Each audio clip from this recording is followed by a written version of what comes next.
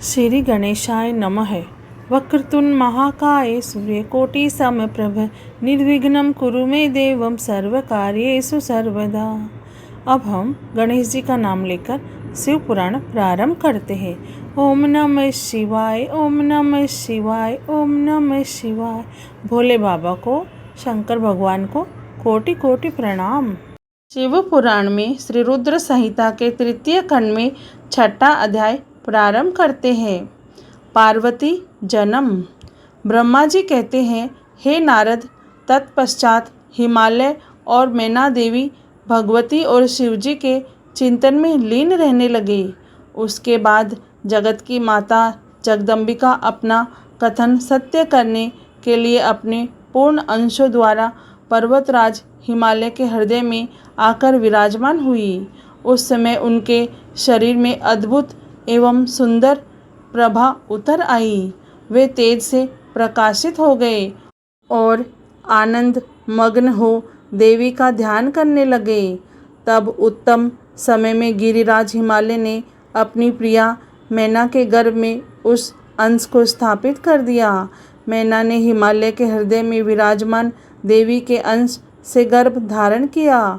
देवी जगदम्बा के गर्भ में आने से मैना की शोभा व कांति निखर आई और वे तेज से संपन्न हो गई। तब उन्हें देखकर हिमालय बहुत प्रसन्न रहने लगे। जब देवताओं सहित श्री हरि और मुझे इस बात का ज्ञान हुआ तो हमने देवी जगदम्बा की बहुत स्तुति की। सभी अपने अपने धाम को चले गए। धीरे धीरे समय बीतता गया। 10 माह पूरे हो जाने के पश्चात देवी शिवा ने मैना के गर्भ से जन्म लिया। जन्म लेने के पश्चात देवी शिवा ने मैना को अपने साक्षात रूप के दर्शन कराए। देवी ने जन्म दिवस वाले दिन बसंत ऋतु के चैत्र माह की 9वीं तिथि थी। उस समय आधी रात को मृगशिरा नक्षत्र था। देवी के जन्म से सारे संसार में प्रसन्नता छा गई। मंद मंद हवा चलने लगी। सारा वातावरण सुगंधित हो गया। आकाश में बादल उमड़ आए। हल्की हल्की फुहारों के साथ पुष्प वर्षा होने लगी। तब माँ जगदम्बा के दर्शन हेतु विष्णु जी और मेरे सहित सभी देवी देवता गिरिराज हिमालय के घर पहुँचे। देवी के दर्शन कर सबने दिव्य रूपा महामाया मंगलमयी जगदम्बिका माता की स्तुति की। तत्पश्चात सभी देवता अपने अपने धाम को चले गए। स्वयं माता जगदम्बा को पुत्री रूप में पाकर हिमालय और मैना धन्य हो गए। वे अत्यंत आनंद अनुभव करने लगे। देवी के दिव्य रूप के दर्शन से मैना को उत्तम ज्ञान की प्राप्ति हो गई। तब मैना देवी से बोली, हे जगदम्बा, हे शिवा, हे महेश्वरी, आपने मुझ पर बड़ी कृपा की है जो अपने दिव्य स्वरूप के दर्शन मुझे दिए।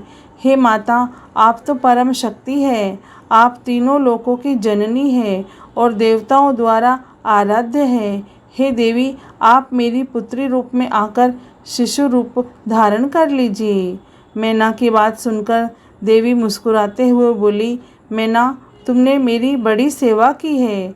तुम्हारी भक्ति भावना से प्रसन्न होकर मैंने तुम्हें वर मांगने के लिए कहा था और तुमने मुझे अपनी पुत्री बनाने का वर मांग लिया था। तब मैंने तथास्तु कहकर तुम्हें अभीष्ट फल प्रदान किया था। तत्पश्चात मैं अपने धाम को चली गई थी। उस वरदान के अनुसार आज मैंने तुम्हारे गर्भ से जन्म ले लिया। तुम्हारी इच्छा का सम्मान करते हुए मैंने तुम्हें अपने दिव्य रूप के दर्शन दिए। अब आप दोनों दंपति मुझे अपनी पुत्री मानकर मेरा लालन पालन करो और मुझसे स्नेह रखो। मैं पृथ्वी पर अद्भुत लीलाएं करूंगी और देवताओं के कार्य को पूरा करूंगी। बड़ी होकर मैं भगवान शिव को पति रूप में प्राप्त कर उनकी पत्नी बनकर इस जगत का उद्धार करूंगी। ऐसा कहकर जगत माता देवी जगदम्बा चुप हो गई।